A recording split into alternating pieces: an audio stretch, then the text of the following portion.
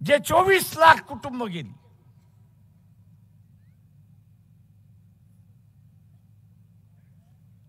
जे 24 लाख कुटुंबाने नागरिकत्व सोडलं आणि बाहेर गेले, त्याचं कारण ते म्हटले आमच्या बापदाद्याची इज्जत आम्हाला मातीमध्ये मिळवायची नाही.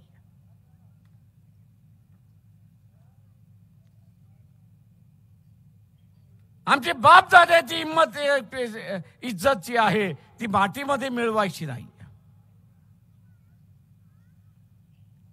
ही कमवलेली इज्जत आमची जशीच्या तशी राहिली पाहिजे, म्हणून आम्ही नागरिकत्व सोडून चाललो.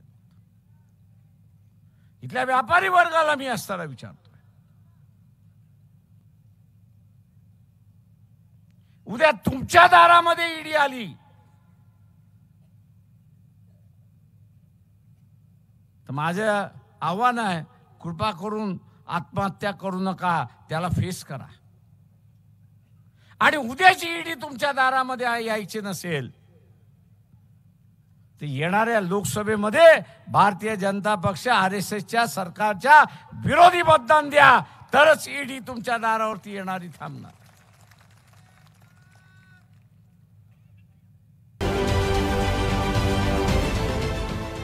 देश विदेशातील प्रत्येक घडामोडींचे लाईव्ह अपडेट मिळवण्यासाठी आता साम टीव्हीच्या सर्व सोशल मीडिया प्लॅटफॉर्मला लाईक, फॉलो आणि सबस्क्राईब करा. तसंच सर्व नोटिफिकेशनसाठी बेल आयकॉन प्रेस करायला विसरू नका.